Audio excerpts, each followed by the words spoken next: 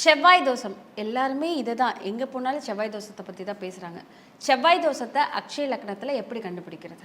நாங்கள் செவ்வாய் தோஷமே ஒன்று இருக்கான்னா இருக்குது. ஆனால் இவங்க இப்போ பிறந்ததுலேருந்து வாழ்கிற கடைக்கு நாள் வரைக்கும் செவ்வாய் தோஷம் இருக்குது, ராகு தோஷம் இருக்குது, இதையே தான் கேட்குறாங்க, இதையே தான் சொல்கிறாங்க. அப்படியெல்லாம் சொல்லக்கூடாதுங்க. நாங்கள் என்ன சொல்கிறோம், இன்னைக்கு ஒரு 10 வயசில் கொஞ்சம் வேகமாக பேசியிருக்கலாம், இல்லை 20 வயசில் அந்த பொண்ணோ பையனோ வேகமாக பேசியிருக்கலாம், ஒரு முடிவு தப்பாக எடுத்துருக்கலாம்.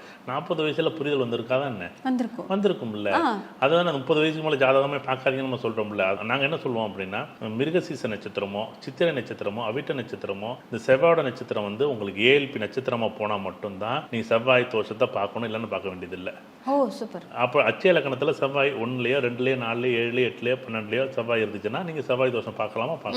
அது ஒரு 10 வருஷத்துக்கு அந்த அமைப்பு இருக்கும். அந்த 10 வருஷத்துல இந்த நட்சத்திரம் போனால் மட்டும்தான் உங்களுக்கு ரிஷப லக்கணமோ இல்லை மிதுன லக்கணமோ இல்லை கன்னி லக்கணமோ இல்லை துலா லக்கணமோ இல்லை மகர லக்கணமோ இல்லை கும்ப லக்கணம் ஏஎல்பி போனால் மட்டும்தான் 2 வருஷம் நீங்கள் என்ன பண்ணணும், நீங்கள் செவ்வாய் தோஷத்தை பார்க்கணுமே தவிர மற்ற நாள் நீங்கள் பார்க்கவே வேண்டாம். அப்படி ஒரு விஷயம் இல்லை. நீங்கள் அப்படி 2 வருஷம் நீங்கள் கோவப்படலாம், 10 வருஷமா கோவப்பட போறீங்க இல்லை சார். ஏதோ என்னைக்கோ ஒரு நாள் கோவப்படலாம், என்னைக்கோ ஒரு நாள் நம்ம வேகமாக பேசிடலாம், என்னைக்கோ புரியாமல் பேசிடலாம், என்னைக்கோ ஒரு 2 வருஷம் பிடிவாதமாக இருப்போம்ல. ஒரு பொருள் வேணும்னு நான் பிடிவாதமாக நான் ஒரு பையனை ஒரு காதலிக்கிறேன், அவர் 2 வருஷம் பிடிவாதம் இருப்பீங்க, 10 வருஷம் பிடிவாதம் இருப்பீங்க இல்லை. அதுதான் வாழ்க்கை.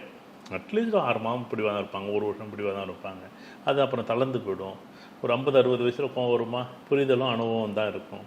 இந்த செவ்வாய் வந்து அவ்வளோ அதான் சொல்கிறேன், வயது வளர வளர வளர இந்த அச்சய இலக்கணம் நகர நகர நகர அது ஆட்டோமேட்டிக்காகவே நம்மளுடைய குணங்கள் எல்லாமே நம்மளுடைய தன்மைகள் எல்லாமே மாறும்.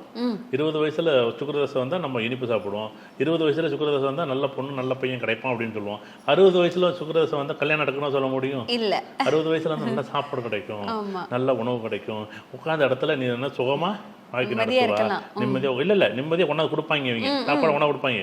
இவன் நிம்மதியாக இருக்கணும்ல, இவனுக்கு நிம்மதியாக இருக்க மாட்டாது. 80 வயசு தான் நிம்மதி இருக்காது, ஆனால் சாப்பாடு என்ன பண்ணும், டேபிளுக்கு வரும். அந்த மாதிரி தான் அமைப்பு, அது மாதிரி தான் அது செவ்வாய் தோஷங்கிறது 2 வருஷத்தை தான் பார்க்கணுமே தவிர நீங்கள் அதிகபட்சம் 4 வருஷத்துக்கு பார்க்கலாம் செவ்வாய் தோஷம், இல்லைன்னு பார்க்க வேண்டியதில்லை. திருமணத்துக்கு மட்டும் செவ்வாய் தோஷம் பாருங்க. அதுவும் வந்து பார்த்தீங்கன்னா அச்சய இலக்கணத்தில் செவ்வாய் இருக்கா, 7ல் செவ்வாய் இருக்கா, அவ்வளோதான் நாங்கள் சொல்கிறது. சிறப்பு சார்.